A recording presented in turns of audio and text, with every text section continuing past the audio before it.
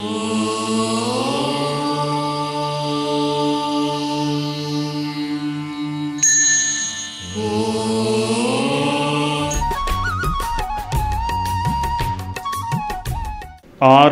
वाङ्मय में कहा गया है, तम देहवासम असुयम असासयम सयाच नित्यहियठियप्पा छिन्दित्तु जाई मरणस्य मूलम उवे भिक्षु अपुनागमं गयिम। आश्रय। हमारी दुनिया में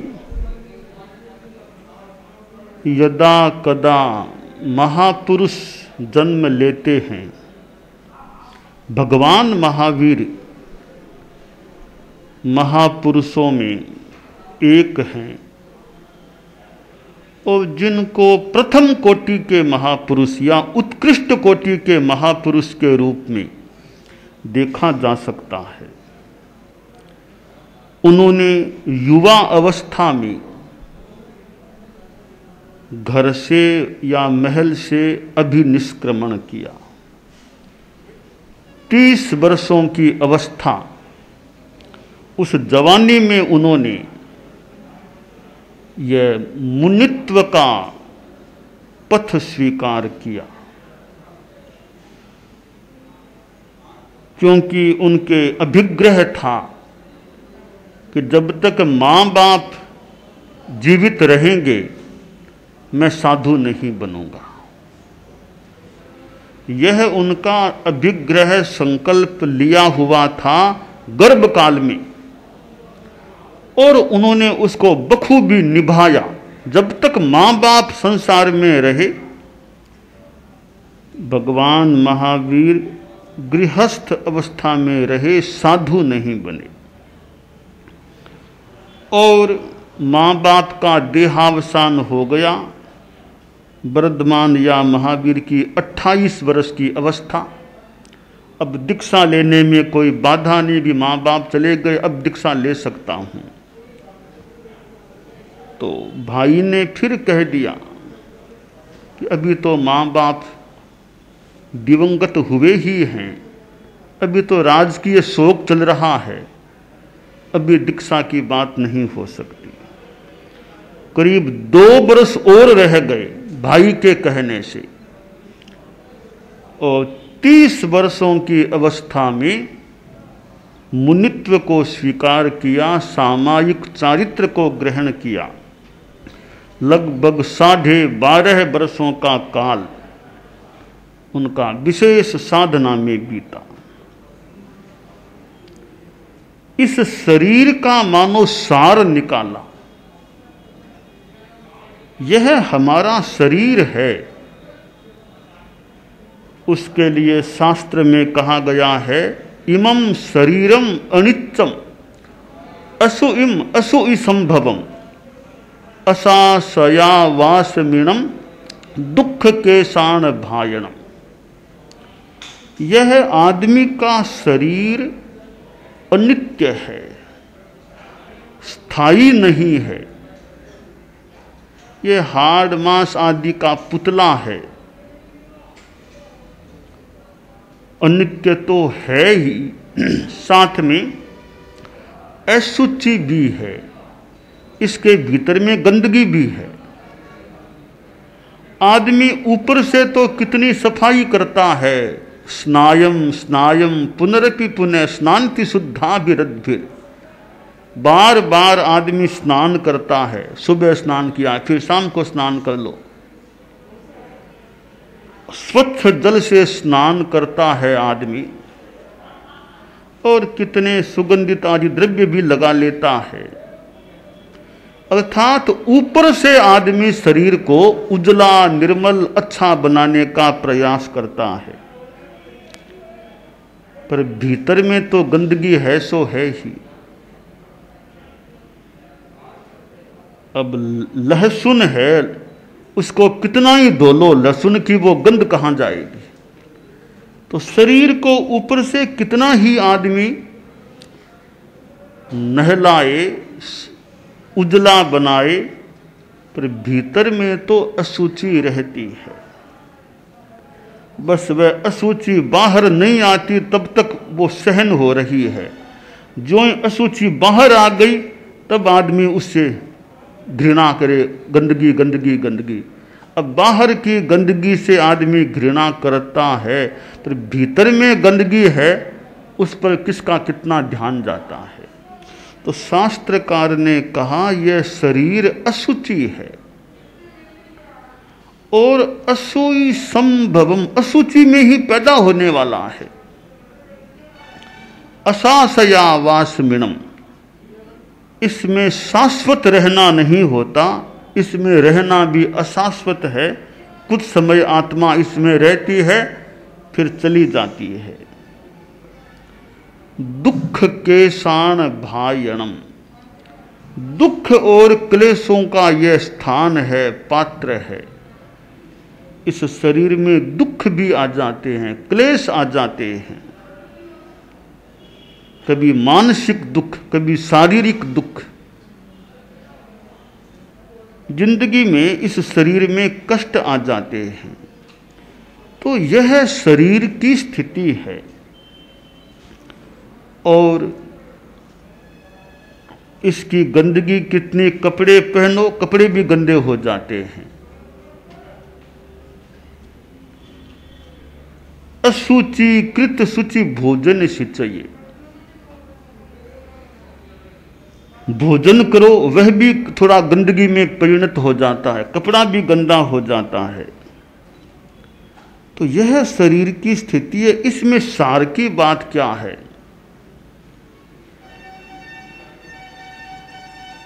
सार की बात एक यह है कि शिव साधन सामर्थ्य मुदारम, बपुषि विचिंतय परमिह सारम, शिव साधन सामर्थ्य मुदारम। इस शरीर में एक सार बड़ा महत्वपूर्ण है कि शिव की साधना, मोक्ष की साधना इसी शरीर से हो सकती है। मोक्ष की प्राप्ति इसी शरीर से साधना करने से हो सकती है। यह इस शरीर की इतनी बड़ी विशेषता है, इस एक विशेषता के सामने उसकी गंदगी भी गौण हो जाती है, अनित्यता भी गौण हो जाती है। कि इतना बड़ा इसमें गुण है कि आदमी को मोक्ष प्राप्ति के लायक बना देता है, मोक्ष की ओर आगे बढ़ा देता है और आत्मा मोक्ष में चली भी जाती है। भगवान महावीर ने जो साधना की वह तो उत्तम साधना, अति विशिष्ट कोई साधना थी। और किस प्रकार उपसर्गों को, उपद्रवों को, कष्टों को भगवान महावीर ने सहन कर लिया। देवकृत उपसर्ग भी आए, मनुष्यकृत भी आए, तिर्यंचकृत भी आए। वे मानो इतने भीतर में चले जाते, भीतर में रहते थे कि बाहर के कष्टों का कोई उनके मन पर प्रभाव भी नहीं होता था। चंद कौशिक सर्प जैसा एक हिंस्र प्राणी, उससे भी महावीर प्रभु का मिलना हो गया, वह भी प्रभु के पास आ गया। और सांप का जो अपना काम था कि हिंसा का प्रयास करना, वो प्रयास भी किया चंड कौशिक सर्प ने। ऐसा घोर या दृष्टि विष सर्प, परंतु चंड कौशिक ने प्रयास तो किया, उसका प्रयास मानो अरण्य रोदन के समान व्यर्थ हो गया कि महावीर अडोल खड़े रहे, वे गिरे नहीं। सांप के लिए मानो आश्चर्य की बात कि मैंने प्रयास किया, गिरे ही नहीं, ये तो खड़े के खड़े हैं। पैर में दस भी लिया तो भी महावीर खड़े हैं। आखिर हार गया और भगवान महावीर ने उपदेश दिया कि शांत हो जाओ, शांत हो जाओ, शांत हो जाओ। चंड कौशिक को संबोध मिला, ऐसा बोध मिला कि वह भी साधना में लग गया, विशिष्ट साधना करने लगा और सांप की योनि से निकलकर मरकर देवगति में चला गया। तो इस अनित्य शरीर के द्वारा आदमी अगर साधना करता है तो मानो शरीर का सार निकाला जा सकता है। शरीर और आत्मा दो तत्वों का हमारे जीवन में योग है। कोरा शरीर भी जीवन नहीं और कोरी आत्मा भी जीवन नहीं। सिद्ध है मोक्ष में, वहां आत्मा तो है, आत्माएं अनंत हैं, परंतु शरीर वहां नहीं है, तो वहां सिद्धों में जीवन नहीं होता, केवल आत्मा है। और कोई आदमी की मृत्यु हो गई, देह पड़ी है, पार्थिव देह, तो कोरा शरीर है, आत्मा निकल गई, तो कोरे शरीर में भी जीवन नहीं रहता। जीवन वही होता है जहां शरीर है और भीतर में आत्मा है, मिश्रण है, संयुति है आत्मा और शरीर की, वहां जीवन होता है। आत्मा और शरीर की संयुति जीवन है, आत्मा और शरीर की वियुति मृत्यु है, और आत्मा और शरीर की हमेशा के लिए वियुति, वियुक्ति, वियोग हो जाना, वह मोक्ष हो जाता है। इस शरीर के द्वारा हम आत्म कल्याण का प्रयास करें। आत्म कल्याण के लिए एक अनगार धर्म है, दूसरा अगार धर्म है, आश्रय। एक साधु का धर्म है, एक गृहस्थ का धर्म है। साधु बन जाना आत्म साधना की दृष्टि से बहुत बड़ा कदम होता है जीवन में। अनंत काल में कब कब मौका मिलता है साधु बन जाने का, और ऐसी कुछ कुछ आत्माएं होती हैं जिनके मन में साधु बनने की भावना पैदा हो जाती है। परम पूज्य गुरुदेव तुलसी और परम पूज्य आचार्य महाप्रज्ञ जी तो बालावस्था में ही साधु बन गए थे और साधना की, ज्ञानाराधना की और जनोत्थान का, जन कल्याण का कार्य भी किया। परम पूज्य गुरुदेव तुलसी कहाँ राजस्थान से दक्षिण भारत में पधार गए थे, कहाँ राजस्थान से कोलकाता पधार गए थे। यानी स्व कल्याण के साथ साथ उन्होंने पर कल्याण का भी प्रयत्न किया था। तो भगवान महावीर ने साधना की और साधना करके एक आलोक, केवल ज्ञान का आलोक उन्होंने प्राप्त किया, और आखिर शेष 4 कर्मों का भी नाश करके, 4 कर्मों का नाश तो केवल ज्ञान प्राप्ति के साथ ही संपन्न हो चुका, और फिर जीवन के अंत में शेष 4 अघाती कर्मों का नाश करके वे सिद्धत्व और बुद्धत्व और मुक्ति को प्राप्त हो गए थे। तो हमें यह ध्यान देना चाहिए कि इस शरीर का हम उपयोग करें। गृहस्थ है वह भी शरीर के द्वारा साधना का प्रयास करे। गारहस्थ्य में और काम भी चलते हैं, करने होते हैं, तो कुछ समय में साधना में लगाऊं। एक सामायिक अगर हो जाए, थोड़ा 40-50 की उम्र आ गई, अब एक सामायिक रोज होती रहे, बच्चों के, युवकों को मान ले रोज नहीं तो सप्ताह में एक कर ले, और वह भी खासकर शनिवार को कर ले, अच्छा है। शाम को 7 से 8 बजे के बीच जैन श्वेतांबर तेरा पंथ के श्रावक श्राविकाएं अगर समय आदि की अनुकूलता हो तो शनिवार की शाम 7 से 8 बजे के बीच सामायिक का अभ्यास करते रहें, एक अच्छा क्रम बन सकता है। और जिनके रोज हो सके वे शनिवार की तो 7 से 8 के बीच की सामायिक, बाकी रोज भी जब समय की अनुकूलता एक सामायिक करते रहें। तो इस शरीर का सार निकालने का एक तरीका यह है कि गृहस्थ सामायिक की साधना करे। कोई सामायिक को नहीं माने जाने तो ऐसे ही साधना करे, कुछ समय आदमी साधना में लगाए। इसके साथ साथ जीवन में त्याग तपस्या जितनी बढ़ा सके, जीवन में त्याग संयम बढ़े। खाने में भी संयम, जमी कंद नहीं खाऊंगा, रात्रि भोजन नहीं करूंगा, और भी जितना खाने में नियंत्रण संयम हो सके। खान पान का संयम, नशा तो खैर होना ही नहीं चाहिए, और भी पदार्थों में संयम। और खाने में अशाकाहार न आ जाए। आप लोग मान लो स्थूल रूप में अशाकाहार से बचाव कर लेते हैं, अगर यह भी ध्यान दें दवाई में भी कहीं कोई नॉन वेज तो नहीं है ना, दवाई में भी कहीं कोई अशाकाहार का मिश्रण है, ऐसी जानकारी हो जाए, और दूसरा विकल्प कोई सामने हो या मनोबल हो, तो अशाकाहार के मिश्रण वाली दवाई का भी आदमी प्रयोग न करे। और अच्छी बात हो जाए कि भी हमारे मुंह में अशाकाहार की चीज़ न चली जाए।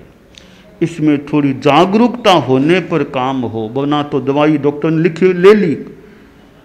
आदमी स्वयं ध्यान दे कि यह दवाई कोई ऐसा शाकाहार वाली तो नहीं है ना, तो फिर आदमी बचाव करने का प्रयास कर सकता है। तो इस प्रकार जीवन में त्याग संयम बढ़े। और कुछ तपस्या, कभी नवकाशी तो रोज ही करे आदमी, बहुत अच्छा, कभी प्रहर किया, कभी उपवास भी किया, ऐसे तपस्या और आंतरिक तपस्या में स्वाध्याय ध्यान आदि का अभ्यास करे, तो इस शरीर का सार निकाला जा सकता है। तो भगवान महावीर मानो आदर्श पुरुष हैं, उन्होंने किस प्रकार शरीर का उपयोग किया और किस प्रकार स्वयं को साधना में नियोजित किया। उनके साधना काल में तो कितनी लंबी लंबी तपस्या चलती थी, और कष्टों में भी किस प्रकार उनका समभाव रहा। ऐसे महापुरुष का स्मरण करते हैं तो स्मरण करने से भी कुछ साधना की प्रेरणा प्राप्त हो सकती है। यदा कदा हम भावना भाएं, वो दिन हमारे लिए भी आए। गृहस्थ तो यह सोचे कि वह दिन आए जब कभी मुझे साधुपन आ जाए, कि मैं गृहस्थ हूं, अगार में रहने वाला हूं, कभी अनगार बन जाऊं। वह दिन कब आएगा? जब मैं मुनित्व को स्वीकार कर लूंगा। और वह दिन कब आएगा? जब मेरा अंतिम, जब भी 100 वर्ष जितने भी आने पर अंतिम श्वास संथारे की अवस्था में आएगा। और वह दिन जब मैं परिग्रह का अल्पीकरण कर दूं, मेरे पास परिग्रह है, इतनी संपदा है, इतना पैसा, इतने मकान, इतनी दुकानें, इतनी चीज़ें हैं, उनका मैं अल्पीकरण कब कर पाऊंगा? 60 वर्ष आ गए, 65 आ गए, 70 आ गए, अब मैं परिग्रह का अल्पीकरण करूं, मेरे स्वामित्व में ज़्यादा परिग्रह न रहे। यह परिग्रह एक बंधन है।